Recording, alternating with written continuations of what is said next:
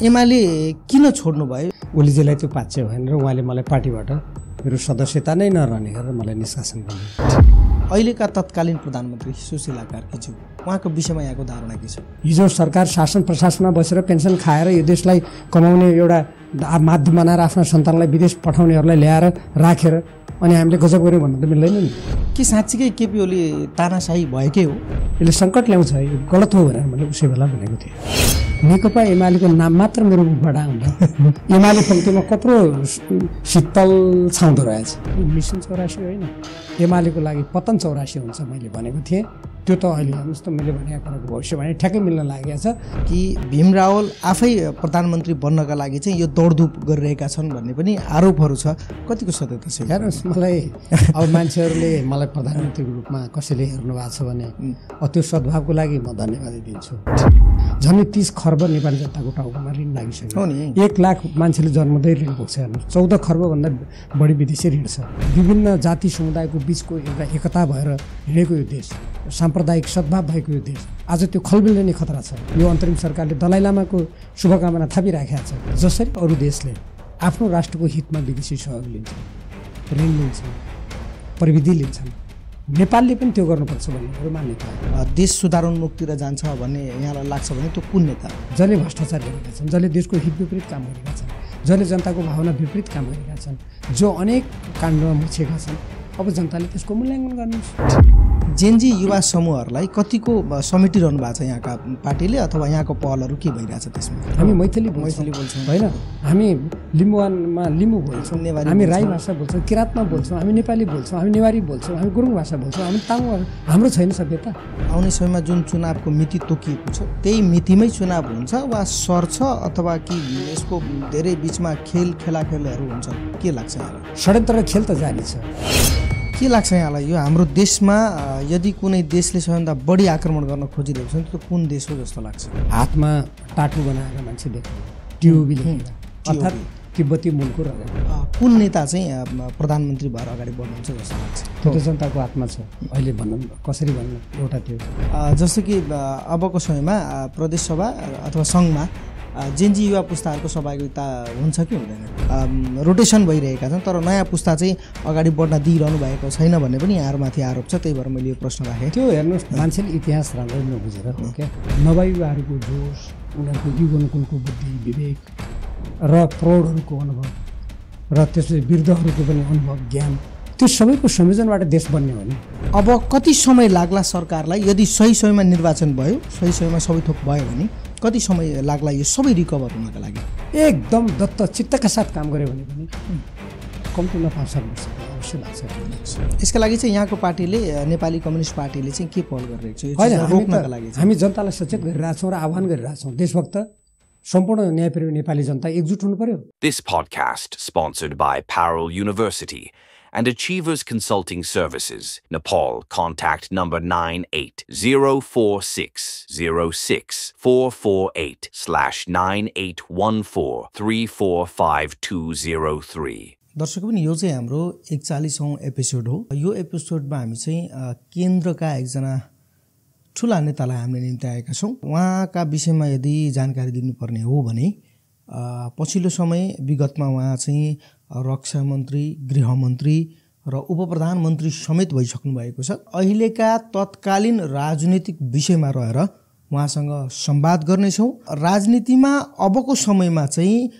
नेपालको परिस्थिति कहाँसम्म पुग्छ, यो जुन नयाँ दलहरू खोलिरहेका छन् ती दलहरूको अवस्था के हुन सक्छ, किनभने अहिले भर्खरै देशमा जेनजी आन्दोलनले गर्दा एकदमै देशको अवस्था भयावह भएको छ। ती चिजहरू कसरी सुधारोन्मुखतिर अगाडि बढ्छन् र यो राजनेताहरू भनौँ उहाँहरू चाहिँ कसरी सुध्रेर जानुहुन्छ अथवा कसरी सुधार गरेर जानुहुन्छ अथवा उहाँहरूको पहलकदमी के हुन सक्छ भन्ने विषयमा हामी उहाँसँग गहन विषयहरू बढाउन गइरहेका छौँ। आउनुहोस् उहाँसँगै विशेष रूपमा कुरा गरौँ।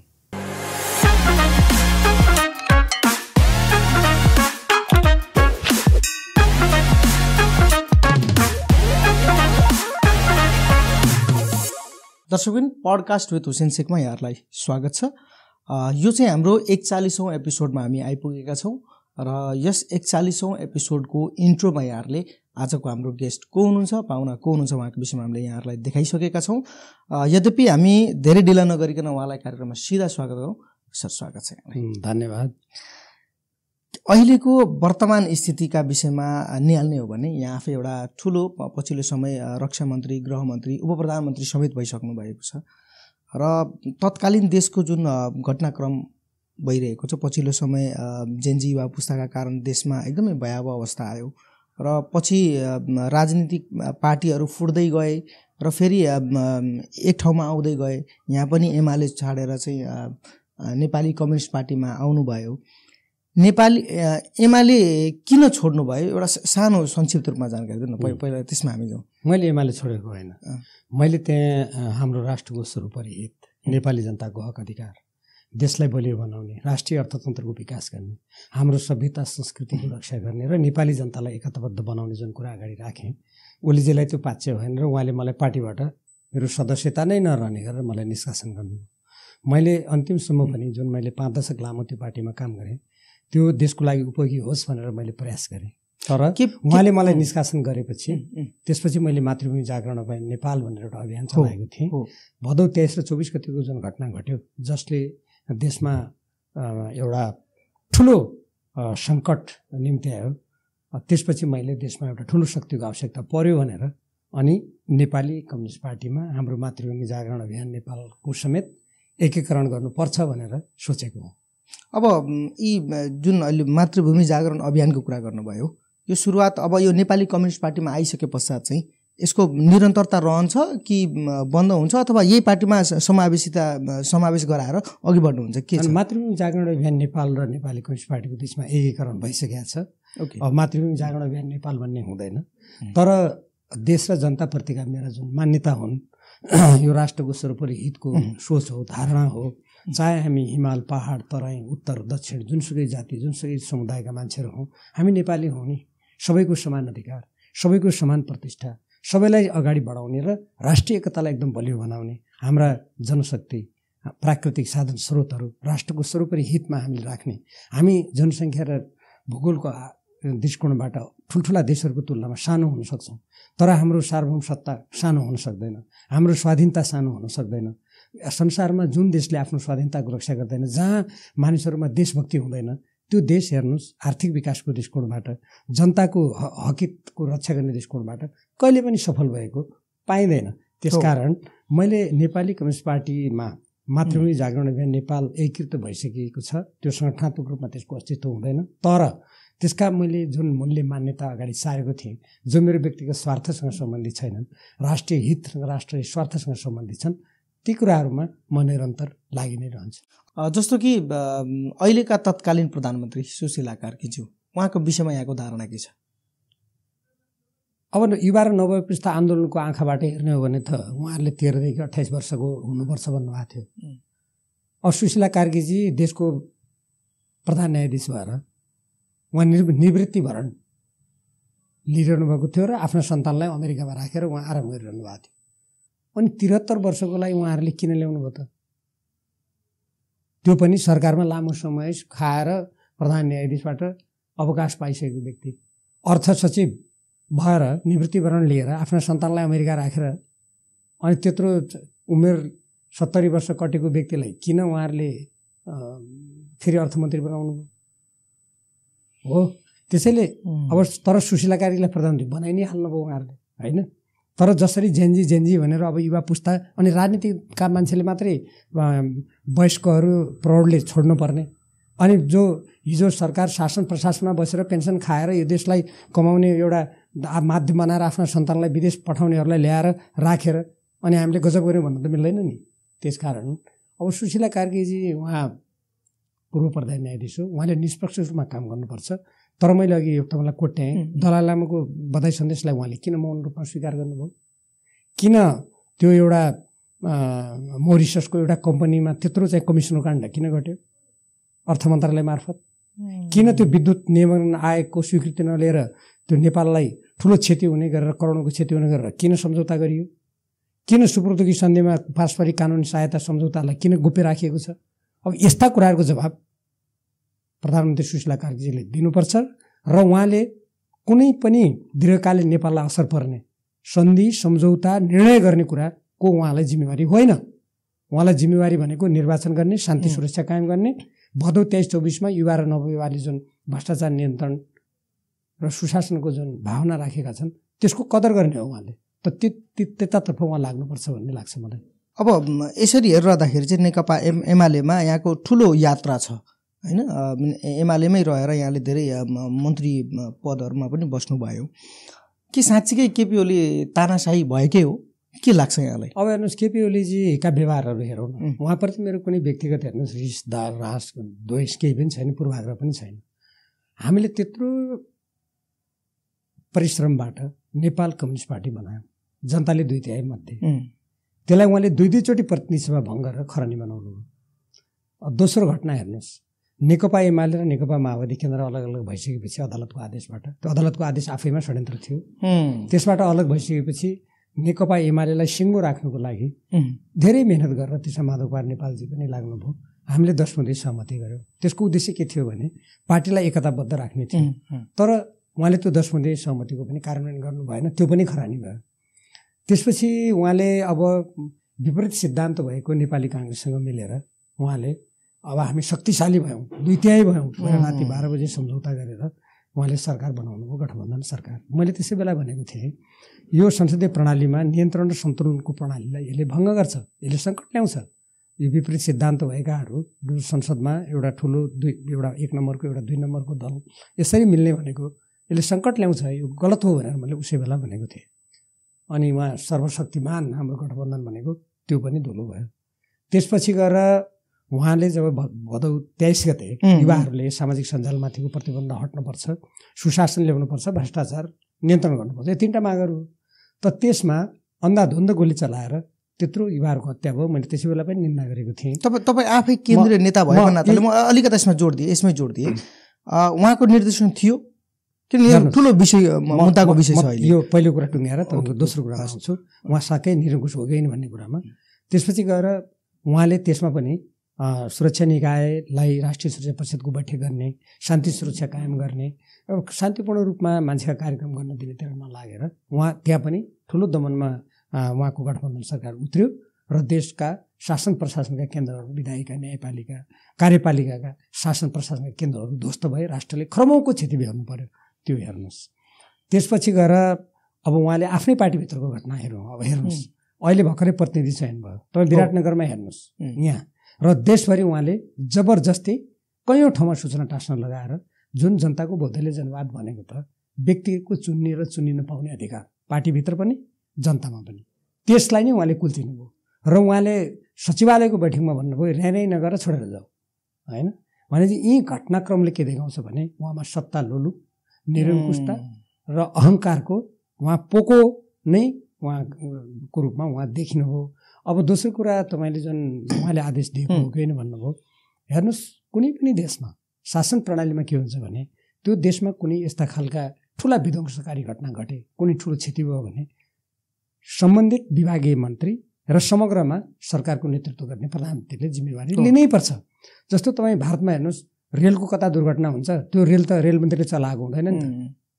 कयौँ व्यक्तिले हामीले राजीनामा दिएको पञ्चायतकाल हेर्नुहोस् न, सिंहदरबारमा आग लागि भयो 30 सालमा, कृष्णजी विष्टले राजीनामा दिनुभयो, उहाँ आगो लगाउन जानुभएको थियो। र यो के भने जिम्मेवार भनेको भदौ 23-24 गतिको जुन घटना घट्यो पूर्ण रूपमा केपी ओली हो, उहाँले जिम्मा लिनुपर्छ। उहाँ देशको प्रधानमन्त्री हो, उहाँले 23-24 को घटनामा जसरी राष्ट्रिय सुरक्षा परिषदको बैठक नबोलाउनेदेखि लिएर जति गैरजिम्मेवार काम गर्नुभयो र अन्तमा आफ्नो ज्यान जोगाउन हेलिकप्टरबाट उहाँ भाग्नुभयो, हेर्नुहोस् त्यो कुनै पनि देशको प्रधानमन्त्रीलाई सुहाउने कुरा भएन।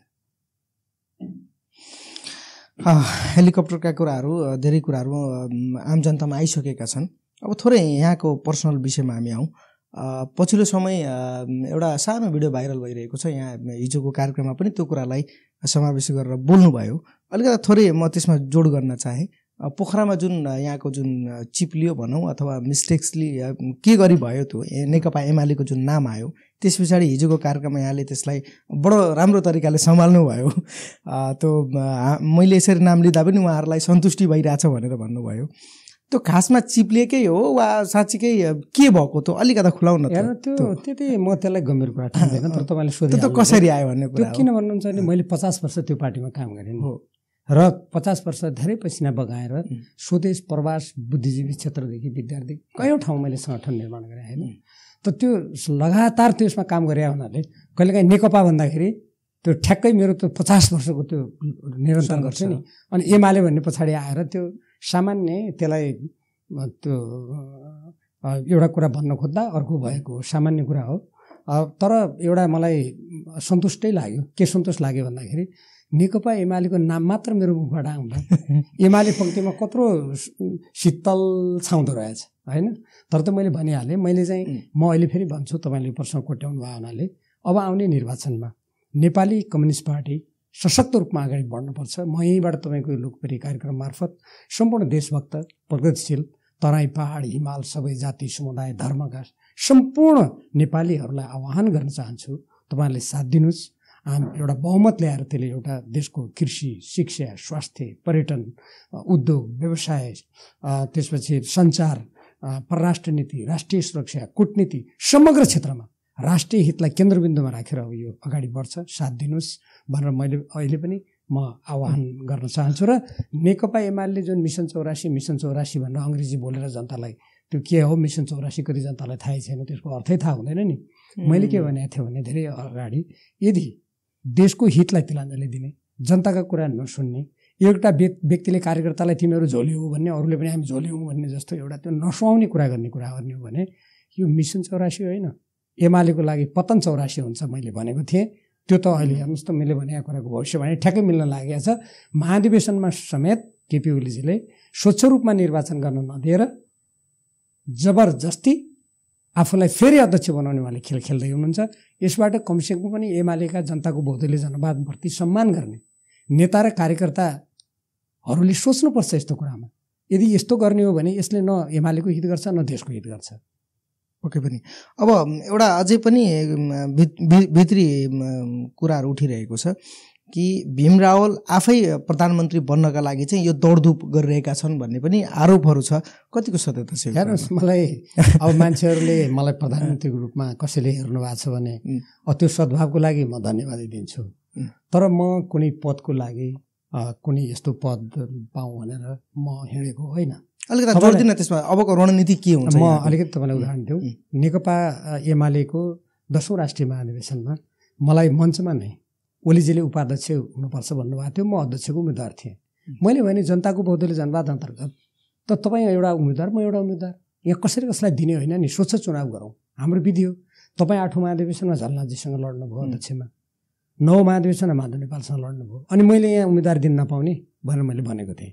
यदि त्यस्तो पदलोलुप थिएँ भने म त्यही उपाध्यक्ष मानेर हिँडिहाल्थेँ नि होइन। अहिले पनि हेर्नुहोस्, देशको प्रधानमन्त्री हुने कि के हुने भन्ने मेरो मनमा त्यस्तो छैन। मनमा के छ भने यो राष्ट्रको स्वाधीनताको रक्षा कसरी गर्ने, जनताका आकाङ्क्षाहरू कसरी पुरा गर्ने। तपाईँले भर्खरै अर्को प्रश्न गर्नुभएको छ, अगाडि कसरी जाने हो, अगाडि आजको भ्रष्टाचारलाई कसरी नियन्त्रण गर्ने। आज हाम्रो कुल गारस्थ्य उत्पादनको 46% हामीलाई सार्वजनिक ऋण लागिसक्यो।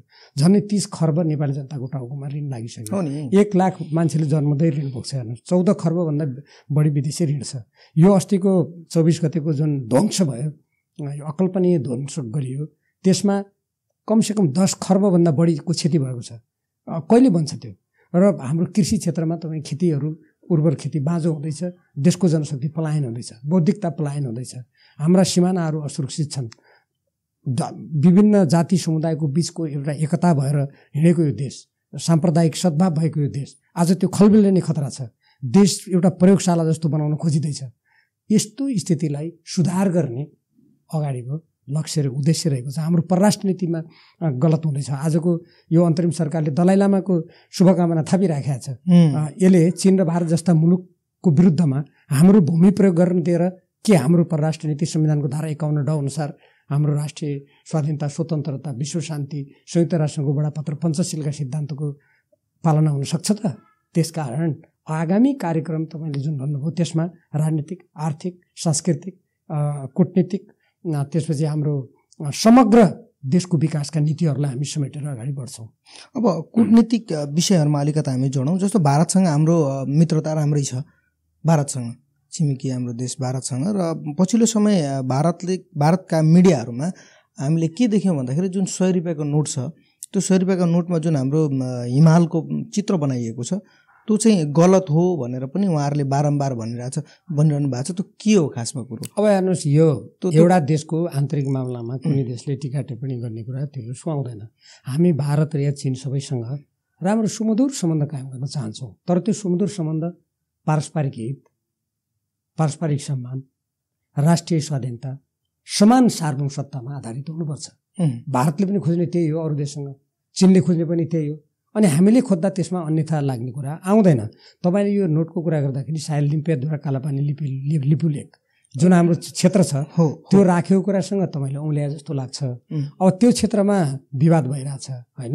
अब यस्तो कुरामा कूटनीतिक माध्यमबाट वार्ता गरेर प्रमाणको आधारमा, ऐतिहासिक त्यसका अभिलेखको आधारमा कुरा टुङ्ग्याउने दिशातर्फ जानु धेरै बुद्धिमानी हुन्छ। अब दोस्रो कुरा, जस्तो कि एमसीसीका कुराहरू थिए पछिल्लो समय, अब त्यसको के भइरहेछ अथवा के हुनसक्छ? यहाँ आफै एमाले छाडेर यता आइसके पश्चात चाहिँ ती चिजहरू न्यूनीकरण हुन्छ वा खारेज हुन्छ अथवा के हुन्छ? अब हेर्नुहोस्, यो पनि एउटा ठुलो प्रश्न छ। त्यो मिलेनियम च्यालेन्ज कर्पोरेसन एमसीसी छोटकरीमा त्यो अमेरिकी संस्था हो।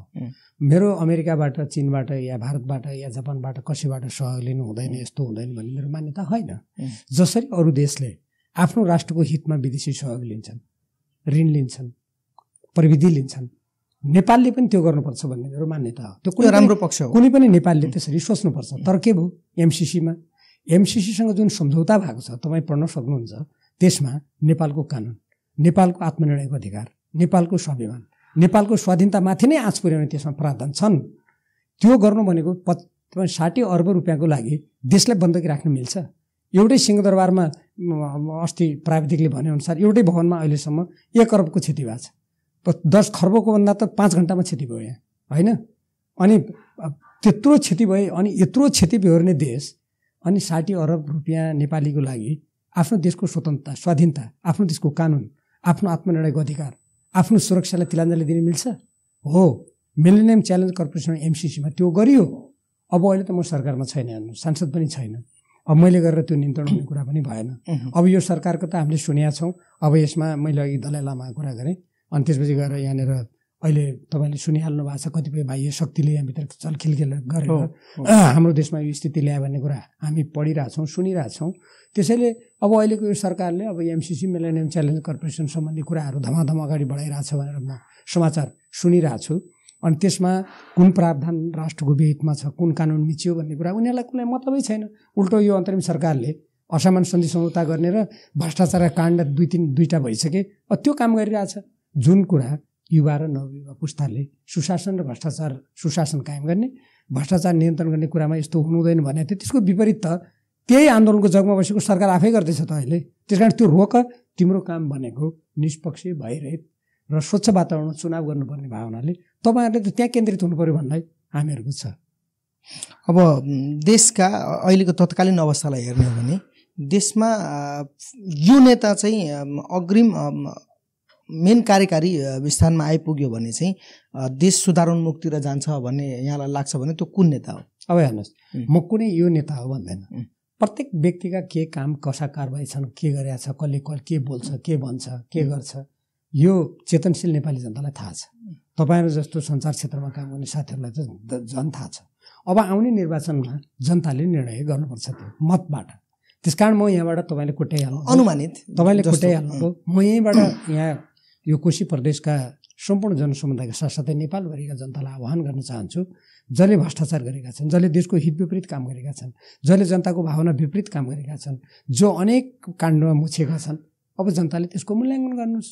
त्यो मूल्याङ्कन गरेर निर्वाचनबाट जो छानिएला नि होइन, त्यसपछि थाहा होला अब को व्यक्ति अगाडि बढ्यो भन्ने कुरा। अहिले मैले भविष्यवाणी गर्ने कुरा भएन। अब के छ, पुरानै क्षेत्र नम्बरबाट यहाँ चुनाव लड्नुहुन्छ कि कुनै नयाँ क्षेत्र पार्टीले कतै दुर्गम क्षेत्रमा पठायो भने त्यहाँबाट लड्ने, के छ? यो पनि अहिले कुराहरू धेरै आइरहेको छ। म त अब पहिलेको दुर्गमको त यसैमा बासिन्दा हो, अछाम जिल्ला, त्यहीँबाट म पहिले चुनाव लड्ने गरेको। अब जहाँसम्म आउने निर्वाचनमा के होला भने यो पार्टीको निर्णय हो। व्यक्तिगत रूपमा मैले यस्तो चुनाव उम्मेदवार हुन्छु, यहाँ लड्छु, त्यहाँ गर्छु भन्ने कुरा होइन। यो पार्टीमा छलफल होला, जे गर्दा पार्टी राम्रो हुने हो त्यही म गरौँला। जेनजी युवा समूहहरूलाई कतिको समेटिरहनु भएको छ यहाँका पार्टीले अथवा यहाँको पहलहरू के भइरहेछ त्यसमा? अब हाम्रो संस्कृति अनुसार यो जेनजी भन्ने अमेरिकन धारणा हो, हेर्नुहोस् है, अमेरिकी समाजशास्त्रीले अगाडि सारे हो। तर हाम्रो आफ्नो नेपाली धारणा बमोजिम नवयुवा र युवा भन्न चाहन्छु म, होइन? हाम्रो छ नि त भाषा, नवयुवा छ, युवा छ, प्रौढ छ, वयस्क छ, वृद्ध छ। हाम्रो छैन भाषा? सापट्टि लिनुपर्छ र नेपालीले पर्दैन नि। त्यसकारण मैले यसको मतलब नवयुवालाई कुनै नराम्रो भने होइन कि हाम्रो आफ्नै छ त भाषा। यहाँ तराईमा कुरा गर्नु छ भने भोजपुरी हामी बोल्छौँ, हामी मैथिली बोल्छौँ, होइन? हामी लिम्बुवानमा लिम्बू बोल्छौँ, हामी राई भाषा बोल्छौँ, किराँतमा बोल्छौँ, हामी नेपाली बोल्छौँ, हामी नेवारी बोल्छौँ, हामी गुरुङ भाषा बोल्छौँ, हामी तामाङ भाषा। हाम्रो छैन सभ्यता। त्यसकारण म युवा र नवयुवालाई के भन्न चाहन्छु भने उहाँहरूले जुन सुशासन भ्रष्टाचार अन्तिको कुरा गर्नुभएको छ, म त्यसको लागि उहाँहरूलाई धन्यवाद दिन्छु। अब त्यो युवा पुस्ताको भविष्यलाई अगाडि बढाउनुको लागि पनि यो मेरो देश हो, हामी नेपालीले बनाउनुपर्छ। हामी जुनसुकै जात समुदाय धर्म क्षेत्रका भए पनि हामी नेपाली हौँ भन्ने भावना युवा र नवयुवामा आउनुपर्छ। त्यो अनुसार नवयुवाहरू अगाडि बढ्यौँ र देशभक्ति, देशको हितलाई सबभन्दा माथि राखेर हामी अगाडि बढ्यौँ भने निसन्देह नै भोलि आजका युवाहरूको भविष्य उज्यालो हुन्छ। यहाँलाई के लाग्छ आउने समयमा जुन चुनावको मिति तोकिएको छ त्यही मितिमै चुनाव हुन्छ वा सर्छ अथवा कि यसको धेरै बिचमा खेलाखेलहरू हुन्छ? के लाग्छ यहाँलाई? षड्यन्त्र र खेल त जारी छ। देश विषम स्थितिबाट बाहिर आइसकेको छैन। सरकारले अहिलेसम्म लुटिएका गोलीगट्ठा सबै बरामद गर्न सकेको छैन। हो, कारागारबाट भागेका कैदीबन्दीहरू कानुनको दायरामा छैनन्। सरकारले गरेका केही गतिविधिहरू हेर्दाखेरि सरकारले जे मन लाग्यो त्यो गरेको पनि देखिन्छ। यस्ता कुराहरूले आशंका अवश्य जन्माएको छ। तर यो सरकार नै चुनाव गर्नको लागि गठन भएको हुनाले उसले चुनाव गर्नुपर्छ। यदि उसले चुनाव गर्दैन भने त्यो सरकारको औचित्य पनि समाप्त हुन्छ। के लाग्छ यहाँलाई यो हाम्रो देशमा यदि कुनै देशले सबैभन्दा बढी आक्रमण गर्न खोजिरहेको छ भने त्यो कुन देश हो जस्तो लाग्छ? होइन, त्यसरी अब कसैले सैनिक आक्रमण त गरेको छैन अहिले आन्तरिक रूपमा, भित्री तरिकाले। किनभने जेनजीको जुन जेनजी युवा पुस्ताको जुन आन्दोलन भएको थियो त्यसमा पनि घुसपैठ भएको भन्ने पनि धेरै समाचारहरू पनि आयो। हामीले केही व्यक्तिहरूलाई हामीले पनि देख्यौँ जो सायद हाम्रो नजिकका व्यक्तिहरू थिएनन्, हाम्रो विराटनगरका थिएनन्, कोही प्रदेशका थिएनन् जस्तो पनि हामीलाई पनि महसुस भयो।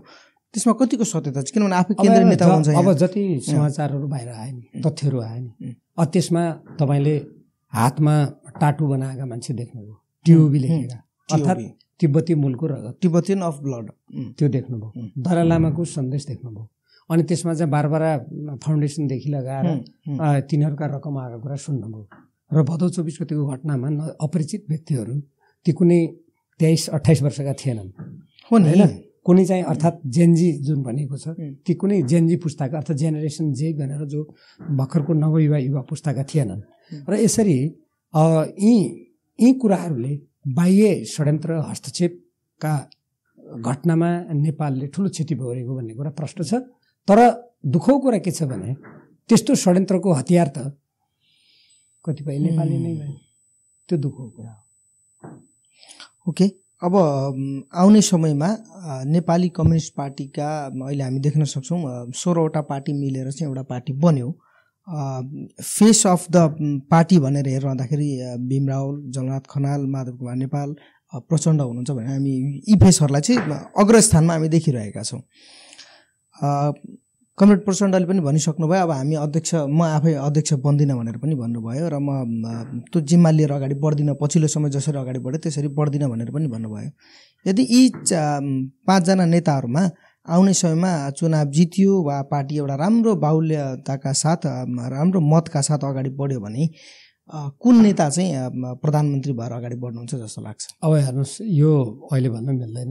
किन मिल्दैन भन्दाखेरि पहिलो कुरा त कसले चुनाव जित्छ कसले हार्छ त्यो हेर्नु पर्यो। जनताको हातमा छ। डर लागिरहेछ कि यो पार्टीले जित्दैन भनेर? होइन, डर लागे होइन। तपाईँले नेता भन्नुभयो भने त को नेता अगाडि आउला भन्ने कुरा गर्दा त्यो त जनताको हातमा छ। अहिले भन्नु कसरी भन्ने एउटा त्यो हामीले प्रयास गर्ने हो। तर हाम्रो आधार एकदम सशक्त छ, बलियो छ। जनताले हामीलाई साथ दिनुहुन्छ भन्ने विश्वास हाम्रो छ। तर अब कुन नेताको स्थिति के हुन्छ भन्ने कुरा त चुनावपछि थाहा हुन्छ। एउटा कुरा त्यो हो। दोस्रो, हामी बहुमत प्राप्त गरिसकेपछि पनि संसदीय दलको बैठक हुन्छ, पार्टीले निर्णय गर्छ कसलाई संसदीय दलको नेता बनाउने। संसदीय दलको नेता जो हुन्छ प्रधानमन्त्री हुने अवसर आयो भने उनी प्रधानमन्त्री हुने प्रचलन छ। त्यसकारण यो पार्टीको निर्णय प्रक्रिया र जनताको निर्णय प्रक्रियाको पूर्णतापछि मात्रै तपाईँले भनेको प्रश्नको उत्तर दिन सकिन्छ। त्यो बेला फेरि अन्तर्वार्ता लिनु होला, म भन्नुला। धन्यवाद। जस्तो कि अबको समयमा प्रदेशसभा अथवा सङ्घमा जेनजी युवा पुस्ताहरूको सहभागिता हुन्छ कि हुँदैन? होइन, युवा पुस्ताको त सहभागिता नहुने कुरै भएन। हेर्नुहोस्, जुन बेला म किनभने भर्खरै हिजोको कार्यक्रममा जेनजी युवा पुस्ताहरूलाई पनि उहाँहरू आगमन गर्नुभएको छ पार्टीमा, नेपाली कम्युनिस्ट पार्टीमा। उहाँहरूको हुन्छ कि हुँदैन सहभागिता, यो पनि एउटा प्रश्न छ। किनभने पुरानै फेसहरू हामी देखिरहेका छौँ, उही नेताहरू रिपिट भइरहेका छन् होइन, रोटेसन भइरहेका छन्, तर नयाँ पुस्ता चाहिँ अगाडि बढ्न दिइरहनु भएको छैन भन्ने पनि यहाँहरूमाथि आरोप छ। त्यही भएर मैले यो प्रश्न राखेँ। त्यो हेर्नुहोस्, मान्छेले इतिहास राम्ररै नबुझेर हो क्या। 48 सालमा चुनाव लड्दा मैले पनि त 35 वर्ष काटेको थिएन नि। म मन्त्री हुँदा म 40 वर्ष पुगेकै थिएन। किन नभए बेला अगाडि बढाएन पार्टीले? माधव नेपालले जति बेला कोअर्डिनेसन केन्द्र बनाउनु भयो नि, उहाँ चाहिँ 21-22 वर्षको हुनुहुन्थ्यो। हेर्नुहोस् हो, त्यस कारणले गर्दा यो कस्तो हो भने नि, यो हाम्रो अहिले चाहिँ नेपाली कम्युनिस्ट पार्टीमा हेर्नु भने व्यापक यो युवा र नवव्यापकता छ नि, अगाडि नबढाउने भन्ने कुरै आउँदैन। तर के हुन्छ भने देश बनाउनुको लागि नवयुवाहरूको जोस, उनीहरूको युग अनुकूलको बुद्धि विवेक र प्रौढहरूको अनुभव र त्यसपछि वृद्धहरूको पनि अनुभव ज्ञान, त्यो सबैको संयोजनबाट देश बन्ने हो नि। अब अमेरिकाका कैयौँ संस्थाको पैसा ल्याएर नेपालमा गैर सरकारी संस्था चलाउने, अमेरिकाको राष्ट्रपति 80 वर्षको छन्, तिनै गैर सरकारी संस्थाले यहाँ हाम्रो देशका सबै वृद्धहरूलाई राजनीतिबाट बाहिर पठाउनुपर्छ भन्छन्। मिल्छ त्यस्तो कुरा? त्यसैले कुनै पनि देशमा हेर्नुहोस् न, युवा पङ्क्तिलाई अगाडि बढ्ने प्रशस्त बाटो दिनुपर्छ। तर सँगसँगै प्रौढ र वृद्धहरूको अनुभव ज्ञान एकै ठाउँमा नमिलाएर देश अगाडि जान्छ र जाँदैन नि। म आज तपाईँसँग जसरी कुरा गरिरहेको छु, म 32 सालमा जेल पर्दा आइए पढ्दै गर्दा म त्यसरी कुरा गर्न सक्ने त्यो क्षमता थियो त ममा? म पनि त तपाईँको 17-18 वर्षकै उमेरमा सुरक्षा कानुन राजकाजका मुद्दामा थुनिएको थिएँ नि त। अनि अहिलेको यिनीहरूको शब्दमा म त नवव्यापार युवा पुस्ता भन्छु, नेपाली हाम्रो सभ्यता अनुसार। ल अङ्ग्रेजी नै अमेरिकन नै धारणा भनौँ जेनजी, म आफै जेनजी भएर जेल परेको थिएँ त त्यति बेला, थिइनँ? त्यस कारण आज कानुनको विद्यार्थी हुँदाखेरि होइन, म भर्खर बिए पढ्दा सुरक्षा कानुनमा थुनिएको, बिए पढ्दा राजकाजमा कानुनको, त्यो पछि स्नातकोत्तर पढ्दा पटक पछि म कारागारमा परेँ होइन। त्यो पछिको कुरा भयो। मैले भन्नुको अर्थ के हो भन्दाखेरि, हामी पनि युवा भएरै यो देशको परिवर्तन र समृद्धिको लागि लागेका हौँ र अहिले पनि नेपाली कम्युनिस्ट पार्टीले प्रशस्त मात्रामा युवाहरूलाई भूमिका दिन्छ। अहिले पनि हजारौँ युवाहरू यस अन्तर्गत सङ्गठित छन्। हामीले युवा र नवयुवा पुस्तालाई महत्त्व एकदमै दिन्छौँ, अगाडि बढाउँछौँ। ओके, अब अन्तिम प्रश्न, जस्तो कि यहाँ आफै गृहमन्त्री जस्तो पदमा बसिसक्नु भएको छ, उपप्रधानमन्त्री पनि बसिसक्नु भएको छ, कानुनको राम्रो ज्ञान भएको पनि व्यक्तित्व हुनुहुन्छ। यो जुन 23 र 24 गते जुन विध्वंस भयो, यो जुन तोडफोड भयो, आगजनी भयो, जुन सरकारी सम्पत्तिहरू दोहन भए, अब कति समय लाग्ला सरकारलाई? यदि सही समयमा निर्वाचन भयो, सही समयमा सबै थोक भयो भने कति समय लाग्ला यो सबै रिकभर हुनका लागि? हेर्नुहोस्, जुन प्रकारले सरकारी मात्रै होइन, व्यक्तिका निजी घर व्यवसाय धेरै कुरा ध्वस्त गरिएको छ। यो नेपाल विरुद्धको षड्यन्त्र हो। किनभने यत्रो खरबौँको क्षति गरेर नेपालका शासन प्रशासनका केन्द्रहरू, व्यवसायका केन्द्रहरू ध्वस्त गरिदियो भने त राष्ट्र त कमजोर हुन्छ। यो नेपाललाई कमजोर गराउने षड्यन्त्र हो। यो देशभक्त नेपालीले बुझ्नुपर्छ, पहिलो कुरा। दोस्रो कुरा, अब यसलाई पुनर्निर्माण गर्नको लागि त धेरै समय लाग्छ। हेर्नुहोस्, त्यत्रो खरबौँ रुपियाँ चाहिन्छ। सिंहदरबार भूकम्पबाट उदाहरण दिन्छु, अलिक क्षतिग्रस्त भयो। त्यो क्षतिग्रस्त भएकोलाई रेट्रोफिट भन्छ, पुरै बनाउने होइन कि त्यसलाई मर्मत गरेर बनाउनु पनि 10 वर्ष लाग्यो। कल्पना गर्नुहोस् त, यत्रो ठुलो क्षति छ। त्यसकारण भोलि एकदमै शक्तिशाली राम्रो जनता, देशको हितलाई सर्वोपरि राख्ने सरकार आयो, अन्तर्राष्ट्रिय कूटनीति राम्रो चलाउने आयो भने पनि, एकदम दत्त चित्तका साथ काम गर्यो भने पनि कम्तीमा 5-7 वर्ष त अवश्य लाग्छ। मेरो अनुमान हो होइन, किनभने यो थुप्रो मूल्याङ्कन त अझ प्राविधिकहरूले गर्न। अब मैले एउटा सामान्य अनुमान गरेको, त्यो पनि त्यसमा केन्द्रित भएर काम गर्दाखेरि कम्तीमा त्यति लाग्ला। यदि यो चुनाव सही समय भएन वा सरकार को अस्थिरता रहेन भने चाहिँ कति लाग्ला अनुमान? चुनाव भएन र अस्थिर भयो भने हो, चुनाव भएन अस्थिर भयो भने त कसले बनाउँछ? त्यो त अस्तव्यस्त भइहाल्यो नि देश। झन् अझ त्यसले के राजनीति ल्याउँछ, के सङ्कट ल्याउँछ, कुन अशान्ति ल्याउँछ, त्यो त झन् हामी एउटा अनिश्चयको भुमरीतिर धकिदिन्छौँ। त्यो हुनु हुँदैन देशमा त्यस्तो। यसका लागि चाहिँ यहाँको पार्टीले नेपाली कम्युनिस्ट पार्टीले चाहिँ के पहल गरिरहेको छ रोक्नका लागि? हामी जनतालाई सचेत गरिरहेछौँ र आह्वान गरिरहेछौँ। देशभक्त सम्पूर्ण न्यायप्रेमी नेपाली जनता एकजुट हुनु पर्यो। जनताको शक्तिले मात्र राष्ट्र जोगाउन सकिन्छ। अब त्यसैले सरकारले तुरन्त चुनाव गर्नु पर्यो, जनता उठ्नु पर्यो र राष्ट्रको हितमा आवाज उठाउनु पर्यो, गलतलाई गलत भन्नु पर्यो, ठिकलाई ठिक भन्नु पर्यो र जनताको जनशक्ति एकदम उर्लेर आयो भने हामी बाह्य हस्तक्षेप रोक्न सक्छौँ, देशभित्रको सङ्कटलाई टार्न सक्छौँ भन्ने हामीले स्पष्ट धारणा अगाडि सारिसक्यौँ। विराटनगरवासी समग्र प्रदेशवासीलाई एउटा यहाँको आफै पुराना नेता भएका नाताले र विचारमा पनि एकदमै प्रखर हुनुहुन्छ, के सन्देश दिन चाहनुहुन्छ हाम्रो युवा पुस्तामा? किनभने अहिले युवा पुस्ताले नै गर्दा धेरै राजनीतिहरू उम्रिरहेका छन्, धेरै विवादहरू बढिरहेका छन्, धर्मप्रति र विभिन्न किसिमका विषयहरू अहिले उठिरहेका छन्, समाजलाई खलबलाउने कामहरू भइरहेका छन्। ती विषयमा रहेर के सन्देश दिन चाहनुहुन्छ? म सम्पूर्ण राजनीतिक दल, तिनका नेताहरू, कार्यकर्ता, सबै सामाजिक संस्थाहरू, विशेष गरी युवा र युवा पुस्तालाई हार्दिक आह्वान गर्दछु। हामी जहाँ बसोबास गरे पनि, जुन धर्म माने पनि, जुन पेसा अपनाए पनि, जे थर भए पनि, जुन जाति समुदाय भयो भने हामी सबभन्दा पहिले नेपाली हौँ भन्ने कुरा बुझ्नु पर्यो। हाम्रो देश कमजोर भयो भने कुनै जाति समुदाय त्यहाँ बलियो हुन सक्दैन। हामी आखिर विदेशमा गयो भने हामी नेपाली भनेर हामीले आफूलाई पेश गर्नुपर्छ नि। यहाँ राष्ट्र कमजोर गयो भने कसले हाम्रो मर्यादा राख्छ? त्यसकारण देशको सर्वोपरि हितलाई हामी सबभन्दा मनन गरौँ र देशभक्त बनाऊ। देश बलियो भएपछि त्यहाँभित्र राजनीति स्वच्छ प्रतिस्पर्धा गर्ने, आफ्ना विचार लैजाने, त्यो काम हामी गर्न सक्छौँ। एक। दोस्रो कुरा, हामी विविध जाति समुदाय, धर्म, संस्कृति भएको देश हौँ र हाम्रो देशमा कहिले पनि सामाजिक सद्भाव बिथोलिएको छैन।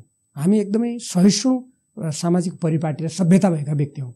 यसमा बाह्य शक्तिले खेलेर हाम्रो सहिष्णुतालाई नष्ट गर्ने, हाम्रो राष्ट्रिय एकतालाई ध्वस्त गर्ने, नेपाललाई कमजोर बनाइदिने, अनि कुनै समूहलाई उचाल दिएर अनि त्यो समूहलाई पनि सिद्ध्याउने, नेपाललाई पनि सिद्ध्याउने जुन यस्ता षड्यन्त्र हुन्छन्, सबैलाई त्यो षड्यन्त्रबाट सतर्क हुनुको लागि म हार्दिक आग्रह गर्दछु। र आउने निर्वाचनमा नेपाली कम्युनिस्ट पार्टीले यी धारणाका साथ आफूलाई प्रस्तुत गर्ने हुनाले हामीलाई साथ दिएर एउटा बलियो राष्ट्रिय शक्ति निर्माणमा अगाडि जाउँ र त्यसमा सबैको योगदान पुगोस् र युवा र नवयुवा पुस्ताका धारणा भावनालाई नेपाली कम्युनिस्ट पार्टीले सिरोपर गरेर अगाडि बढ्नेछ भन्ने कुरा पनि म भन्न चाहन्छु। अब हामीलाई समय दिनुभयो, यहाँलाई धेरै धेरै धन्यवाद।